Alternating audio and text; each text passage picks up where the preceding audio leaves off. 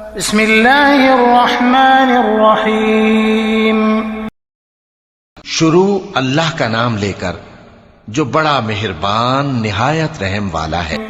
والنازعات غرقا والناشطات نشطا والسابحات سبحا فالسابقات سبقا فالمدبرات امرا يوم ترجف الراجفة تتبعها الرادفة قلوب يومئذ واجفة أبصارها خاشعة يقولون أئنا لمردودون في الحافرة أئذا كنا عظاما نخرة قالوا تلك إذا كرة خاسرة فإنما هي زجرة واحدة فإذا هم بالساهرة هل أتاك حديث موسى إذ ناداه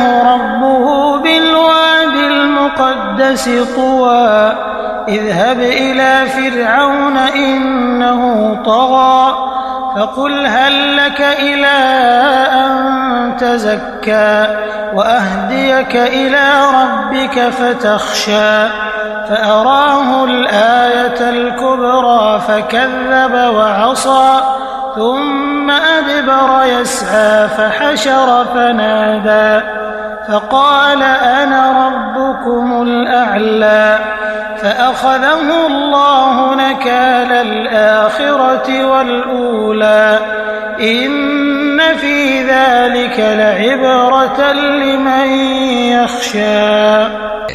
ان فرشتوں کی قسم جو ڈوب کر کافروں کی جان کھینچ لیتے ہیں اور ان کی جو مومنوں کی جان آسانی سے نکالتے ہیں اور ان کی جو تیرتے ہوئے جاتے ہیں پھر لپک کر آگے بڑھتے ہیں، پھر دنیا کے کاموں کا انتظام کرتے ہیں کہ وہ دن آ کر رہے گا جس دن وہ زلزلہ آئے گا، پھر اس کے پیچھے اور زلزلہ آئے گا۔ اس دن لوگوں کے دل خوف زدہ ہوں گے اور آنکھیں جھکی ہوئی۔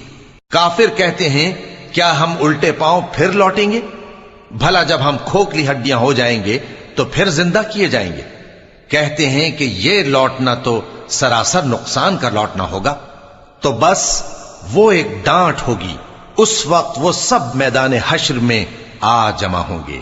بھلا تم کو موسیٰ کی حکایت پہنچی ہے جب ان کے پروردگار نے ان کو پاک میدان یعنی طویٰ میں پکارا اور حکم دیا کہ فرعون کے پاس جاؤ کہ وہ سرکش ہو رہا ہے، پھر اس سے کہو کہ کیا تو چاہتا ہے کہ پاک ہو جائے اور میں تجھے تیرے پروردگار کا رستہ بتاؤں تاکہ تجھ کو خوف پیدا ہو؟ غرض انہوں نے اس کو بہت بڑی نشانی دکھائی مگر اس نے جھٹلایا اور نہ مانا، پھر لوٹ گیا اور تدبیریں کرنے لگا۔ سو اس نے لوگوں کو اکٹھا کیا، پھر بلند آواز سے بولا، سو کہنے لگا کہ تمہارا سب سے بڑا مالک میں ہوں۔ تو اللہ نے اس کو دنیا اور آخرت دونوں کے عذاب میں پکڑ لیا۔ جو شخص اللہ سے ڈر رکھتا ہے اس کے لیے اس قصے میں عبرت ہے۔ أأنتم أشد خلقا أم السماء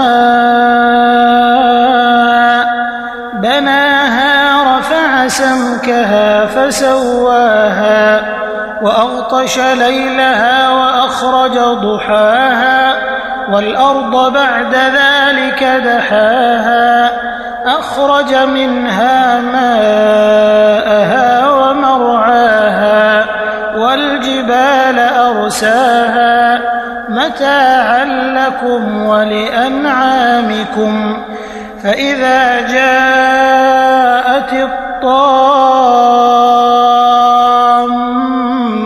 الكبرى يوم يتذكر الإنسان ما سعى وبرزت الجحيم لمن يرى فأما من طغى وآثر الحياة الدنيا فإن الجحيم هي المأوى وأما من خاف مقام ربه ونهى النفس عن الهوى فإن الجنة هي المأوى يسألونك عن الساعة أيان مرساها فيم أنت من ذكراها إلى ربك منتهاها إنما أنت منذر من يخشاها كأنهم يوم يرونها لم يلبثوا إلا عشية أو ضحاها. بھلا تمہارا بنانا مشکل ہے یا آسمان کا؟ اللہ نے اس کو بنایا، اس کی چھت کو اونچا کیا، پھر اسے برابر کر دیا، اور اسی نے رات تاریک بنائی اور دن کو دھوپ نکالی، اور اس کے بعد زمین کو پھیلا دیا. اسی نے زمین میں سے اس کا پانی نکالا اور چارہ اگایا اور اس پر پہاڑوں کا بوجھ رکھ دیا. یہ سب کچھ تمہارے اور تمہارے مویشیوں کے فائدے کے لیے کیا. پھر جب وہ بہت بڑی آفت آئے گی، اس دن انسان جو محنت وہ کرتا رہا یاد کرے گا، اور دوزخ دیکھنے والے کے سامنے لا کر رکھ دی جائے گی. اب جس نے سرکشی کی اور دنیا کی زندگی کو مقدم رکھا تو اس کا ٹھکانہ دوزخ ہی ہے. اور جو اپنے پروردگار کے سامنے کھڑے ہونے سے ڈرتا اور نفس کو بیجا خواہشوں سے روکتا رہا تو اس کا ٹھکانہ بہشت ہی ہے.